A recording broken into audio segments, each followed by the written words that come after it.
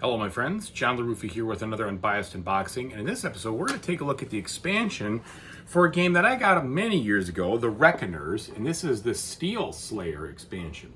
Let's see what's inside this guy, and it's a big one. Okay folks, and as usual, please like and subscribe to my YouTube channel as it greatly helps me out. Now, looking at the front cover here, it's very thematic. And in the back, you kind of see what you get. I like that they show you the dice, the new equipment, the new epics. And, you know, that's pretty good considering it's an expansion. You really can't see it set up. And they tell you the components right there. So that's good news. So I kickstarted this what seemed like an eternity ago. And it's funny, this and many other Kickstarters are just finally making their way to the shores of the US and to my house. So this one is the next one to do so. All right. Pulling this open now. We have nothing special inside the box, but we have our rule book here. Looks pretty beefy for an expansion especially. So you've got the same kind of layout as the original game. So there was module 1, module 2, new equipment, the module 3, new epics, the module 4, new boss epics and cities. Okay, so lots of those different things in here. And then it just looks like it's explaining all of that part. Maybe it's new bosses or the new setup, the new cities or whatever, but lots of stuff. And then some new cargo cards. And then you've got the variants and some difficulty adjustments. All right, then we have a campaign mode, which would be really cool if I could actually beat the base game. But we'll see how this goes. Maybe we can find a way to actually play the campaign mode and, you know, get somewhere with it. All right, chock full of contents here. As you can see, you've got these large dice that are similar size and quality as the base game. Then we have these new dice here. Actually, they may not be new. I think these might be the movement dice for the different bosses or whatever. We've got some standee trays for the miniatures. Not standee, but miniature bases, I guess. And then this, which is a dual layered miniature board. So we've got this miniature here, which is made in translucent blue. And then this one, which they went with two different colors here, with the gray and then the yellow for his arms and his pedestal, which is kind of cool. All right, and then 4 other miniatures here for different playing characters, most likely. It has been so long since I kickstarted this, I barely remember. And then this is looks like a dual layered tray, because on the bottom we'll have spots for more stuff. So that's cool. All right, now we have our cards here. And taking a look at these, let's take a look at the quality. All right, plenty of cards. Quality-wise, they have a texture, as you can see that, and they're medium quality, or sorry, medium thickness, so they should be just fine. I will, of course, sleeve mine, but many people don't do that. That's totally up to them. I just like to sleeve them.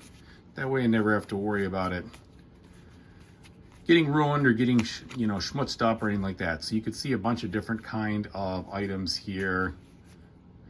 And I'm assuming these are some special things, these different purple cards. So lots of different stuff. Okay, so whole stack of those. Now we got a power book. So this is interesting. So here, that's a big thick page. So you've got a gameplay example here. And then, oh man, lots of cool stuff with these powers. So plenty of different things you're gonna have. Look at this, standard, beginner, sparks, hards, lots of different things here for different player counts. I'm assuming, yeah, looks like it. Okay, so all those all the way up to 6 players here for that. Some bags, which is good. And now we get to our pieces here. These are, I'd say this is medium thin. So not really medium, a little bit on the thin side here for these tokens. All right, then we've got another boss set here with these for the tray. And then, so that was Limelight. Here's Regalia, another boss. And a whole bunch of other tray here inserts. So the base game had these nice plastic trays, and all these I'm assuming will fit just fine into those, which will be good. All right, and they are dual-sided here. So you have different things on the sides, depending. It's an A and B side for the difficulty. All right, and then we have some additional tokens in plastic shapes and sizes. Let's check these out here. So these look like they go on maybe to something like on a dice or a die, or maybe they're just upgraded. But either way, they've got a hollow back, and they look pretty cool. Okay, and then we also have these orange triangles. I can fish one out. Okay, like an arrow. And then finally those blue shields in there too. So that's kind of cool. Now we have a bunch of new characters here. So we've got Valentine. We got to punch these out. And that's, looks like M1, or sorry, probably Mizzy, I guess. Sam and Excel. All right, so those, we got those guys. And that's again, that medium, this is probably medium thickness. Maybe it's the same as that other one, maybe, but that's all right. They'll fit, as long as they fit in the trays, we're okay. And then we have all of these. Holy cow.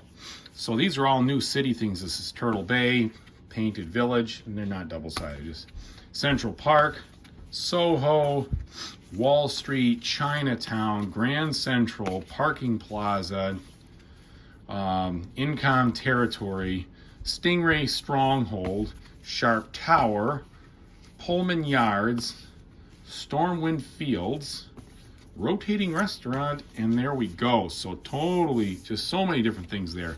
This is why I backed this expansion, because there's just a ton of content in this thing. And finally, we've got our new epics here. Let's see what these guys look like.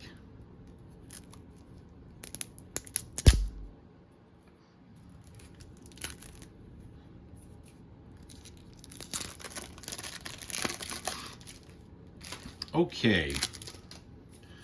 The Armsman, Audio, Avalanche, Bolt. These are all single size. Cinder, Conflux, Curveball. All right, so I remember Curveball was in the original one. Dazzle, Death Point. Maybe some of these just replace some other ones. Dig Zone, yeah. I do remember some of those. Fault Line, Firefight. Yeah, I see. I'm going to remember a couple of these. So maybe they just replace it and add some new things. Either way, plenty of bosses, epics, however you want to look at them here. Just plenty of them. So, you're getting a lot with this expansion. And I think the base game is actually pretty fun. It's very tough. There's no doubt about it. I've had a hard time. I've played it solo and maybe 2 players a couple times, but that's pretty much it. So maybe it's different depending on the different number of players, but it certainly provided me with plenty of challenges. Either way, there's a lot of content here, folks. So I hope you've enjoyed watching. I really appreciate you tuning in, and whatever you play in the future, I hope you have a fantastic time doing it. Take it easy, everybody.